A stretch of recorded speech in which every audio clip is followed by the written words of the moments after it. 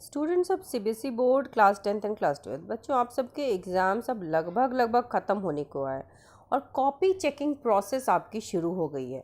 तो आज हम डिस्कस करने जा रहे हैं आपके कॉपी चेकिंग प्रोसेस की एक एक डिटेल। तो जितने भी टीचर्स, मेरी कुछ टीचर्स से बात हुई है जिसके बेसिस पर ये वीडियो मैंने बनाया है, तो सारी इन्फॉर्मेशन जो है वो ऑथेंटिक है। तो ज़्यादातर जो टीचर्स हैं वो 8 बजे सुबह बैठते हैं, स्टार्ट करते हैं, तो शाम के 5-6 बजे तक तो बिल्कुल ही बैठना पड़ता है, राइट।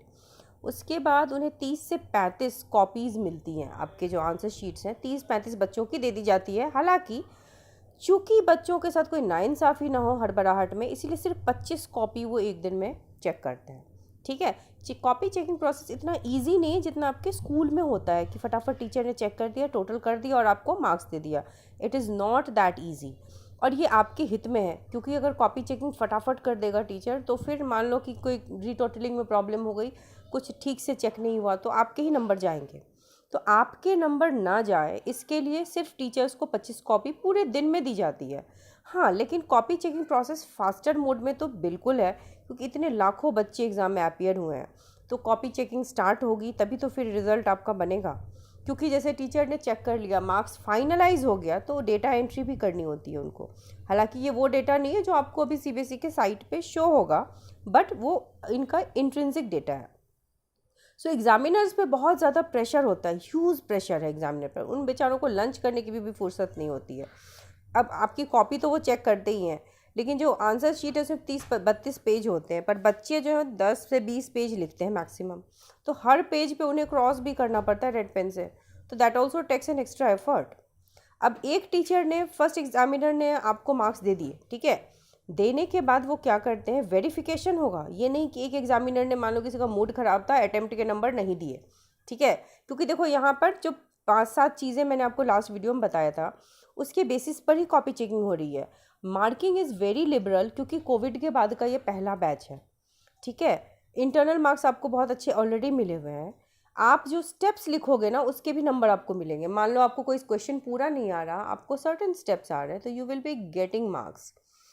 आपके लिए मॉडरेशन पॉलिसी भी लगी हुई है, क्योंकि मान लो कोई सेट इजी है, कोई सेट डिफ़िकल्ट है। ऐसा कई बच्चे कहते हैं, मैथ्स में 12th के बच्चे, केमिस्ट्री में, फिजिक्स में, कि डिफ़िकल्ट सेट्स थे, तो वहाँ पर पैरिटी मेंटेन की जाएगी। डिफ़िकल्ट सेट वालों की कॉपी चेकिंग और ईजियर होगी। अटेम्प्ट के नंबर मिल रहे हैं, ये बात बिल्कुल सच है। अगर आपने अटेम्प्ट लिया है, डिपेंडिंग ऑन कि आपने किस हद तक अच्छे से लिखा है, उस हिसाब से अटेम्प्ट के नंबर मिले हैं।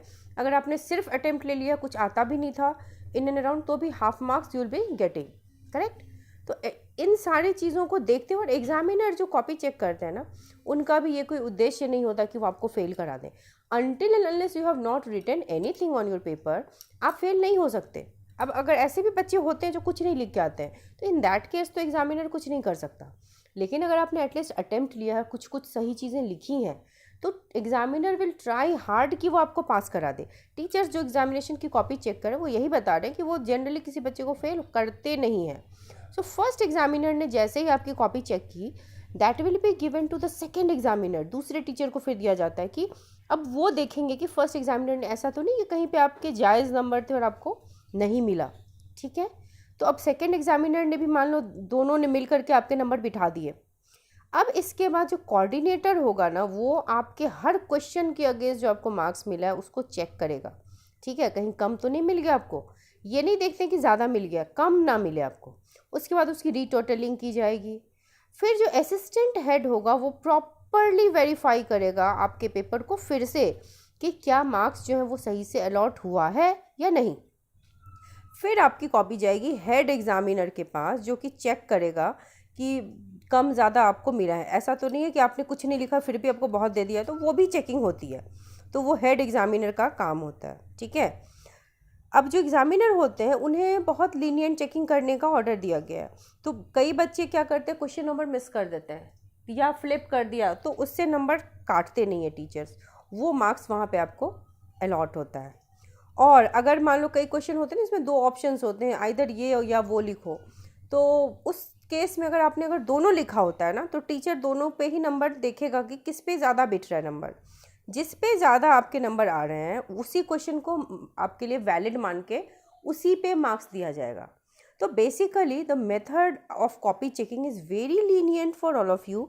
तो फेल होने के चांसेस बहुत ही मिगर हैं, बहुत ही रेयर होगा कोई बच्चा जो फेल होगा, क्योंकि आप सब ने इस बार अटेम्प्ट लिया हो, क्योंकि सीबीएसई के बच्चों को ये चीज़ बहुत अच्छे से पता है कि अटेम्प्ट के नंबर मिलते हैं। अटेम्प्ट और स्टेप मार्किंग, ये 2 चीज़ें आपके लिए बहुत इंपॉर्टेंट है। और लास्टली जो होता है ना ग्रेस मार्क्स, अगर आपने लिखा है, अटेम्प्ट लिया है, तो अगर 4-5 नंबर से कोई बच्चा फेल भी हो रहा होता है ना, तो एग्जामिनर्स आपस में मिल बैठ के वहाँ पे जो अटेम्प्ट लिए हुए क्वेश्चंस होते हैं ना, उसमें आपको 1-आध नंबर ज़्यादा डाल करके दे ट्राई हार्ड कि वो आपको पास कर दें। ठीक है, तो grace marks is not officially written on CBSE website, ये उसके वेबसाइट पे नहीं होता। बाकी देखो step marking, moderation policy, attempt, ये सब तो सीबीएसई के वेबसाइट पे गिवन है। ये ऐसा नहीं है कि कोई टीचर आपको अपनी मर्जी से बता रहा है, it is not such thing. लेकिन हाँ, अगर आपने कुछ नहीं लिखा होगा देन यू कांट एक्सपेक्ट कि आप पास कर सकते हो। अगर आपने अटेम्प्ट लिया है, स्टेप्स लिखे हैं, और अगर 19-20 हो रहा है, मान लो 3-4 नंबर से फेल हो रहे हो, 5 नंबर से फेल हो, टीचर विल ट्राई हार्ड कि वो आपको पास करा दे। सो अभी तक की कॉपी चेकिंग अपडेट यही है। So wish you all the very best. आप अच्छे से पढ़ते रहिए, जो भी एग्ज़ाम्स अभी बचे हुए हैं उसकी तैयारी कीजिए। एनसीईआरटी के डायरेक्ट क्वेश्चंस आ रहे हैं, सो एनसीईआरटी क्वेश्चंस बिना देखे मत जाइए, जितना प्रैक्टिस कर सकते हो उतना कीजिए, गिव योर बेस्ट। उसके बाद रिजल्ट के लिए डरने की ज़रूरत नहीं है, अब जो होना है वो तो होगा। And this result is not such a big thing. ये क्लास आप 10th हैं, 12th, ये बहुत ही छोटे क्लासेस हैं, और एग्ज़ाम्स का कोई इतना मतलब नहीं होता आगे। चूँकि आप पहली बार बोर्ड देते हो या दूसरी बार देते हो, तो there is a havoc created कि बोर्ड एग्ज़ाम है, बोर्ड का रिजल्ट है। It is not that way round. आप थोड़े साल बाद देखोगे, अपने 4-5 साल बड़े सीनियर्स से पूछोगे क्या क्या रोल है उनके लाइफ में इस रिज़ल्ट का, ऐसा कुछ रोल नहीं होता। ये क्राइटेरिया है। हाँ, एडमिशन के टाइम में थोड़ा सा भी आपको हेल्प मिल जाएगा ग्रेजुएशन में, चाहे आप इंजीनियरिंग कॉलेज में जाओ, मेडिकल कॉलेज में जाओ, कहीं भी जाओ, लॉ कॉलेज में जाओ, तो there you will get a certain kind of help. इसके अलावा ऐसा कुछ नहीं है कि आपको बोर्ड के नंबर के बेसिस पे कुछ नहीं होता, कोई कुछ नहीं होता। ठीक है, so it is not such a big thing. और जस्ट इन केस अगर आपने कोई पेपर बहुत ख़राब दे दिया है, out of so many students, it is possible कि कोई बच्चा सर्टेन पेपर में फेल हो जाए, so that's not a big thing. आपका इम्प्रूवमेंट एग्ज़ाम का फॉर्म आएगा 1 महीने बाद रिजल्ट के, you will fill up that form, उस सब्जेक्ट की तैयारी करके अच्छे से एग्ज़ाम देना, you will pass your exam.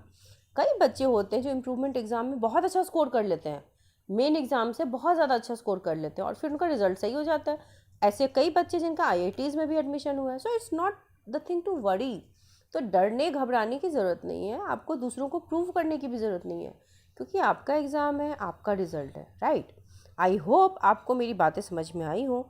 अगर समझ में आई हो तो वीडियो को लाइक करना, शेयर करना, चैनल को सब्सक्राइब करना, दोस्तों को भी शेयर करना, ताकि अगर वो भी डरे हुए हैं तो उनका डर कम हो जाए। So all the very best.